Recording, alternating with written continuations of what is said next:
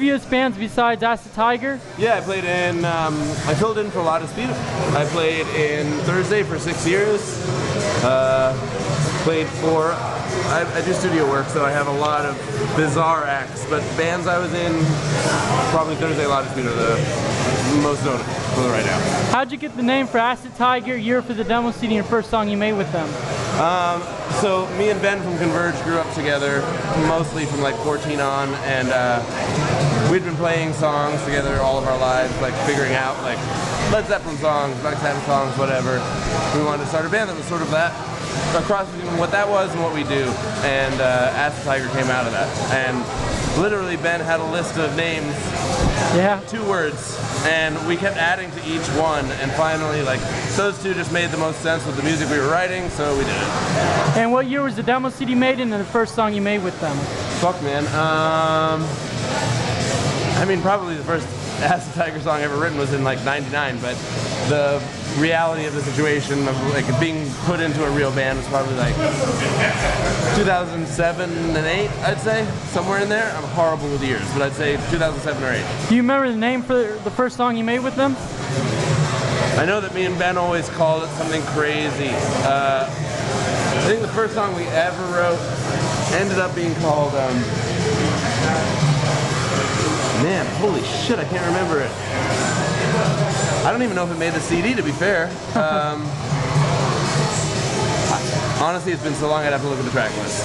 And what's the first song you did with Thursday and first song you did with United Nations? Well, Thursday, for me, the first song we ever played was War All the Time. It was at Toad's Place in Connecticut, and Tim was doing the majority of the set, and they wanted, as I was filling in, as I was taking Tim's place, they wanted me to blend in, so I played that song first. And the next day was my first full set with them, but War All the Time was the first song I ever played with them. How about United Nations? Well, United Nations has been a pet project of mine, Jeff's. Can I interview you when he's done? Absolutely, man. Oh, we'll do it at my house. Yeah, we'll do it at your house. So me and Jeff grew up in a very screamy scene that never made it in the world, and both of us found a connection in all the bands that we loved growing up that we never got to play in the scene. And Thursday was sort of the more mainstream version of all of this, and this is our big fuck you to all of it. You know what I mean? Like, this is where we wanted to be loud and noisy and angry and the whole nine, and I think that we are starting to accomplish it. This is our first leg of a year of being a real band. Every other year we've done like things here and there, weekends, but we've never come to the West Coast, never done a full US tour until this year. We've been to Europe and stuff, which is even more bizarre because most bands do a full US like 10 times before they go to Europe. But yeah, so it's a beautiful thing. I can't wait to see what keeps happening. It's been an amazing response to a record that most people wouldn't pick up. So yeah, it's been great. And what are the meaning behind your tattoos? I don't think you have enough space on your SD card, but mostly they're about getting over a fear of death, getting over a fear of being trapped in a life that you don't want to lead, loving yourself and being a positive person, and making sure the music counts. And what's the first guitar you ever got and current guitar that you have? So the first guitar I ever got was a purple Ibanez, and it was terrible. Shit sucked so fucking bad, but I wanted it more than anything. And I got it, I played it, I sold it. I wish I hadn't sold it more than anything. But yeah, and the guitar I play now is a Les Paul Silverburst. Maybe 7 or 8 years ago, it was in Thursday, I got the luck of finding a Silverburst RD. And because of that, I have been looking for a Silverburst Les Paul since. And my Les Paul at this point has been 14 years of recording and stuff. I can't bring it on tour in case it gets stolen. It's such a relic to me at this point. So I found this guitar and it sounds just like the other one and I love it so much. And what's the first song you ever learned on guitar? I don't even remember, man. It was probably something really simple. I feel like my brother played guitar before I did, and he taught me like Mary Had a Little Lamb or something really rudimentary like that. But it was definitely like a one-string song. It was a while before I got 6 strings in there. And did you start out as a guitarist? I started out as a pianist. My father's a pianist, and he was too rigid. So I asked my mother what the instrument my father knew the least about, and I was like, electric guitar, and I was like, I need one right now. Let's bring this on. And so, got the electric guitar. The rest is sort of history, I guess. And who are your inspirations? Man, I would say my father, Chet Baker, Jess from Color Revolt. He's one of the greatest guitar players I've ever heard in my life. Seisha, Portraits of Past. I mean, everything that me and Jeff have ever done together continues to inspire me as we move forward. And I don't know, I think that like believing in yourself is a giant inspiration, and knowing that you have it in you no matter what anyone else says. And have you ever got starstruck before? Unfortunately, I was born in a family that my father was a famous musician from birth on for me, so celebrity fame didn't take any sort of account in my life. It was all just people, just like anyone else, you know, like you live what you're born with. And for me, I was born with a father who was a classical musician who had notoriety, so I didn't know anything else, so it felt really normal to me. And have you ever had any near-death experiences? Yeah, actually a couple. I would say I have deja vu more than I have near-death, but near-death, my father and I and my brother, Fletcher, were on a 4-lane highway, and the front left wheel popped off our car, and we went through 4 lanes of traffic, hit the median, flipped over. I thought it was all over. Everyone was fine except for my father, who had a broken nose. And other than that, surfing, I got destroyed by a 10-foot wave and thought that was it, underwater, like feeling like this is where it all ends. But luckily, finally, I popped up, got my breath back, and made it to shore. But yeah, I have had near-death experiences, for sure. And what's your favorite recording memory and favorite touring memory? Oh gosh, that is so difficult. Favorite recording memory? I've got to say being done with the next 4 years, our newest record from the United Nations. It was such a labor of love that me and Jeff took upon ourselves throughout Europe, Australia, Asia, wherever Thursday went, we were working on United Nations in a separate room when we could. And finally getting it done, that moment when my guitar parts were over, was huge. Absolutely huge. Probably that recording. Live moment, when Thursday we did our final tour, and on the last tour, every night we played War All the Time. And War All the Time was, like I said in the beginning of this interview, was the first song I ever played. We played it in Philadelphia at our last American show. We had it in Sydney, Perth, Australia, but our last American show, and War All the Time was religious. It was insane. It was the entire place was singing along, and I don't know if I'll ever experience it again. And it was beautiful, and I will never forget it, ever. And what concerts changed your life and made you want to be a musician? I think it was that I grew up in music. I didn't know that there was another possibility. It was just music and that's it. So for me, it was completely a following in my father's footsteps ideal. It wasn't anything bizarre or weird to take a step outside of. It was just doing what I do and what my parents did and what I knew from birth. And I didn't want anything else. I didn't want to be a doctor or a therapist or whatever. You know, I just wanted to play music at clubs like this and hang out with my friends and travel the world. What's the first CD you ever got and first rock CD you ever got?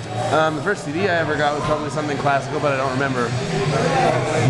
But the first rock CD I ever got, up until I was about 9 or 10 years old, my father wouldn't let me listen to rock and roll music. My sister snuck me the Who's Quadrophenia double cassette, and I listened to it in the bathroom with the door locked for about a year until my father caught me. From then on out, it was all over. He was like, you obviously are about this, you like this, I can't stop it. It is a train without a break. So yeah, the Who's Quadrophenia changed my entire life. That and Thrasher magazine. And what talents do you have besides music? Yo-yo and pinball, and that is it. I got nothing else. And what are you doing in downtime? Downtime, I'm a studio musician. I bounce between New York, Washington, Virginia, Connecticut, basically the Northeast, mid to Northeast, and do studio gigs when I can, and that's about it. I mean, I've been playing music for the last 15 years of my life professionally, and that's all I do. And who recorded United Nations CDs and the Acid Tiger CDs? So Kurt Ballou from Converge recorded all the Acid Tiger CDs. And this guy Kevin Bernson recorded all of the United Nations stuff, and Mike York from Pianos Become the Teeth recorded 3 of the songs on the next 4 years, but we don't tell anyone which 3 they are. So, yeah, but Kevin did the majority of it, Mike did a little bit of it. Both of them did an extraordinary job at what they do, and it's been a crazy ride ever since the record came out. Do you remember the miking techniques? I have no clue. I was completely oblivious to it, to be fair. I come in and I do my job as best I can, and then I get out. And what's your dream tour? I've had it, man. Like, at this point in my life, I'd be okay with passing away because I've had everything that I've ever wanted to have in some form or another. It's never happened in the like fantasy expectation field that you expect it when you're young and you're a kid.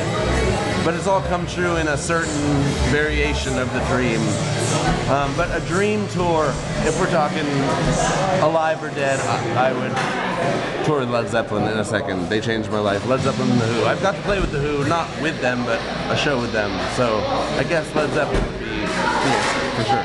And when was your first concert you ever went to? First concert I ever went to, besides a classical concert, was Bon Jovi and Duran Duran, the Proclaimers, 10,000 Maniacs, and Terrence Trent D'Arby. And what do you do if you forget your parts live?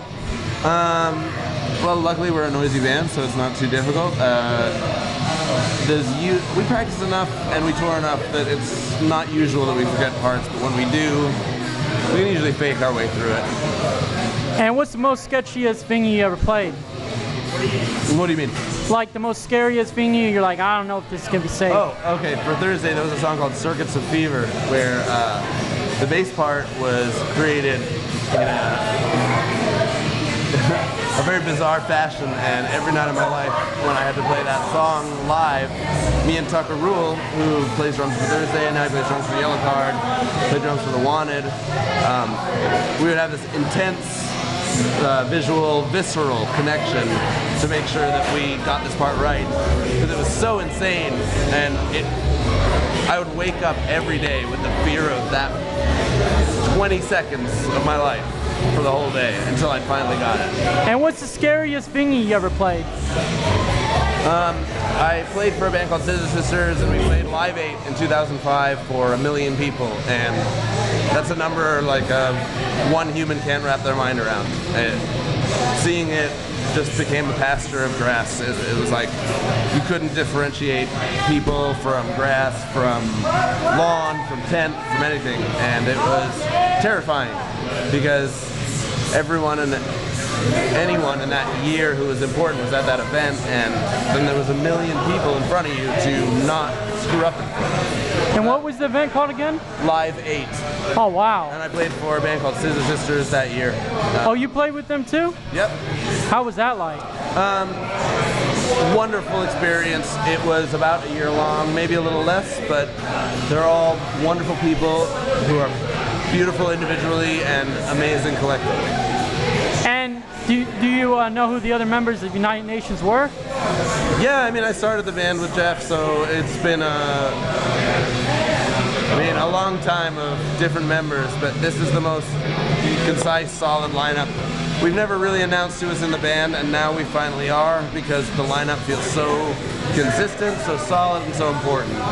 So on the back of the next 4 years, for the first time, we are putting our names on the record, when we never put our names on the record ever. Wasn't Ryan in your guys' band recently for a while? Who? Ryan? Ryan Bland, he was the singer for the first 2 shows we ever did live. But it was a lark because Jeff was playing guitar and we were trying to have a good time and do what we did, but it wasn't serious yet. So it was a very calm, quiet process that we did. And then Jeff took over singing duties and we got a real bass player and drummer, and life changed. And what sacrifices did you make for this band? Security. I mean, life, love, regret, to quote Unbroken, but I would say that like touring is an awful mistress that you love so much. You can't stop it, you love it, it is incredible, but it strips you of your life at home, and it is really difficult to cohesively blend the two things in your life. Home life and tour life are very difficult, and I've seen a lot of people fall victim to the negativity that touring life can have. And I've also seen a lot of people really respond to the positivity of the connection that you can have through a relationship during tour. And what would you say is the hardest part about touring? Sleeping. Easily sleeping. And did you get to meet My Chemical Romance? Who? My Chemical Romance. Yeah, absolutely. Me and Mikey are good friends. When I played bass Thursday, we toured with My Chem, and we became bass player buddies and idiots about all sorts of dork stuff like World of Warcraft and shit like that. But yeah, got to tour with them. It was a really, really amazing experience. They draw a crowd like no other. It was an incredible experience to watch them play every night. They are a super, super incredible band. And do you have a favorite tour that you've done? I mean, every year it changes. Every year there's a new tour that I would say, maybe this one is my favorite. Maybe this one is my favorite. I think the touring is the male version of stripping. Like, you want to quit, but you can't. And you keep doing it because it's all you know. And I love it to death. That is, P.S., nothing against stripping. I'm just saying for men, it's like you get on stage, you do your thing, you sort of encapsulate another human being while you're on stage, and then when you're off, you're yourself again. And it's a difficult thing every night to go out there and do it unless you really love it. And I think that's why a lot of people fall victim to failure and not pursuing what they love, is because they feel like they aren't getting the response immediately that they want, when it's a long build-up of trust, love, appreciation that gets you to where you want to be. How'd you feel in the guitars to Slayer, guitars to Deftones, Paul Gray, Mitch Luker, Dimebag Darrell, The Rev, Tyson Stevens, Screamer Hawthorne Heights, Singer Drowning Pool, and the guys in the Ramones, and Wayne Static? How'd you feel when those guys died? It's all been a difficult process when you watch someone who's succeeded pass away. Regardless of if you like their band or not, music is beautiful because it touches everyone at a different point. It doesn't matter who you are, what kind of music you like. I would never judge anyone for liking a band I didn't like. And whenever a member passes away and music is taken away from us, we lose something very, very delicate, very, very beautiful. Whether I love it or I don't like the music, musicians I think are very important. And when you reach the level of the musicians that you're talking about that have passed away, especially for me, Dimebag, but they are all prolific, great, incredibly talented people that were taken from us way, way too soon. And what keeps you going in life? Do you have a religion, or what keeps you going? I don't talk too much about religion, but for me it's not atheism, but it's certainly not Christianity. What keeps me going in life is a positive mental attitude, hanging with my friends, loving the people that I love truly and sincerely, and being an honest person throughout my day-to-day. And how do you feel about the music industry when you started versus now, versus mainstream, versus underground, and versus sellout bands? So when I started, it was a very expensive market, and there was a lot of money to be thrown around. Nowadays, it's built on passion and love and just the overall care for the entity, for what you create. While music as a medium has declined, passion for niche music has been exploding. So for me, it's 6 of one, half a dozen of the other. It really doesn't matter where I started or where I began. If people like my music, I'm really happy. I'm surprised. Well, hey, thanks for your time. Thank you so much for your name? Man. Lucas, Previn. And you play? Play guitar for United Nations, bass for Thursday, guitar for Acid Tiger, La Dispute, Gloria Estefan, Raffi, Scissor Sisters, and a litany of others. Thanks. Thank you so much.